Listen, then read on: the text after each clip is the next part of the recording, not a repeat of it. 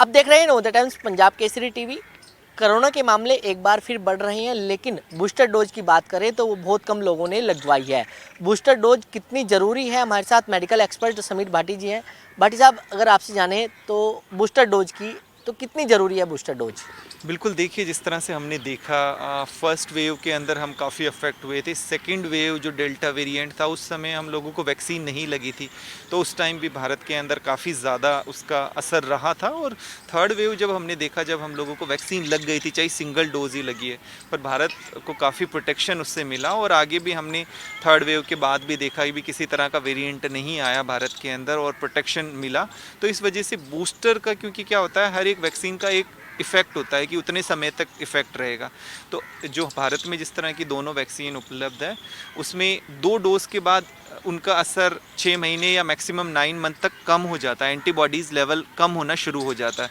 तो इसलिए हमें एक सेकंड बूस्टर लेना बहुत ज़्यादा ज़रूरी है। तो 2 dose primary vaccine plus 1 booster, वो काफ़ी ज़रूरी है। पर यहाँ पर एक चीज़ बहुत महत्वपूर्ण है, वो लोग जिनको कोई ना कोई पहले से गंभीर बीमारियां हैं, डायबिटीज़ कंट्रोल नहीं रहती है, हार्ट वाले पेशेंट, लिवर, किडनी या कैंसर वाले वो पेशेंट जिनकी कीमोथेरेपी चल रही है, उनको तो बहुत ही ज़रूरी है बूस्टर, क्योंकि उनकी इम्यूनिटी पहले से वीक होती है। और इसके अलावा हमारा युवा वर्ग भी जिन्होंने बूस्टर नहीं लिया है, तो किसी भी तरह की अफवाहों में ना जाके उनको जो है वैक्सीन लगवा लेनी चाहिए। लेकिन इसी बीच एक नेजल वैक्सीन जो है वो आई है मार्केट के अंदर, वो कितनी कारगर साबित हो सकती है और कौन व्यक्ति उसको जो है लगवा सकते हैं? हाँ, देखिए नेज़ल वैक्सीन बहुत ही अच्छी वैक्सीन है, क्योंकि इसकी अगर हम बात करें तो एक तो इसको एडमिनिस्टर देना बहुत ही आसान है। इसको जैसे हम पोलियो की ड्रॉप्स की बात करते हैं, उसी तरह की ड्रॉप्स हमारे दोनों नेज़ल्स में दी जाएगी, 4-4 ड्रॉप्स।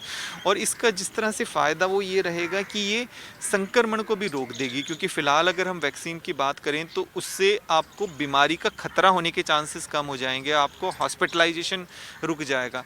पर फिर भी आप संक्रमण एक इंसान से अगर आपको संक्रमित फिर भी आप हो सकते हो। हम कहते हैं ना कि वैक्सीन लग गई उसके बाद भी इन्फेक्शन हो गया, तो इसमें वो इन्फेक्शन होने के चांसेस कम हो जाएंगे। और जिन्होंने चाहे कोविशील्ड ली हो चाहे कोवैक्सीन ली हो, वो दोनों ही लोग एज अ बूस्टर ये वाली जो नेज़ल वैक्सीन आई है इसके शॉट ले सकते हैं। लेकिन आपने दो वैक्सीन के नाम लिए जो लोगों ने लगवाई है, इसको लेकर भी सवाल जो है वो खड़े अब हो रहे हैं। वैसे ही अगर बात करें जनरली, तो क्या ये जो लोग बातें करते हैं आपस में, क्या ये सही है?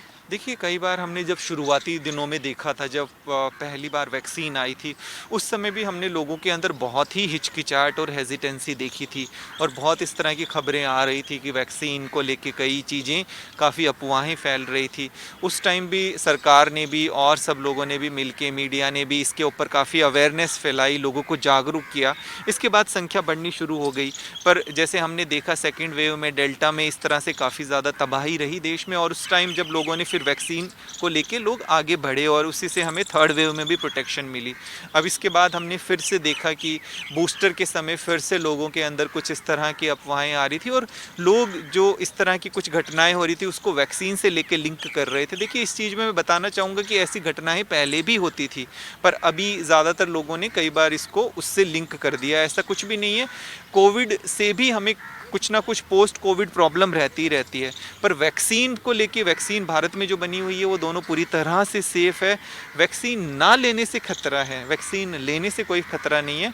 और वैक्सीन इस तरह का है कि जो आगे आने वाले म्यूटेंट से हमें किसी तरह से प्रोटेक्शन दे पाएगी। और वैक्सीन अभी कोरोना की नहीं, हम और भी अन्य डिजीज़ की पहले भी वैक्सीन लेते रहें, तो मुझे लगता है इसके लिए लोगों को किसी तरह की डर या घबराहट होने की ज़रूरत नहीं है। और जैसे मैं बात करूं, जो मेडिकल एक्सपर्ट हैं, हेल्थ केयर वर्कर्स हैं, डॉक्टर्स, उन्होंने तो सबसे पहले वैक्सीन ली थी, उसी की वजह से वो कोविड को इस तरह से पार कर पाए। तो मैं समझता हूँ वैक्सीन को लेके हमें किसी भी तरह के निसंकोच होकर इसको आगे बढ़कर लेना ज़रूरी है। तो बिल्कुल बूस्टर डोज लेना जो है बहुत ज़रूरी है। दिल्ली से कमल कुमार कंसल, होता है पंजाब केसरी टीवी।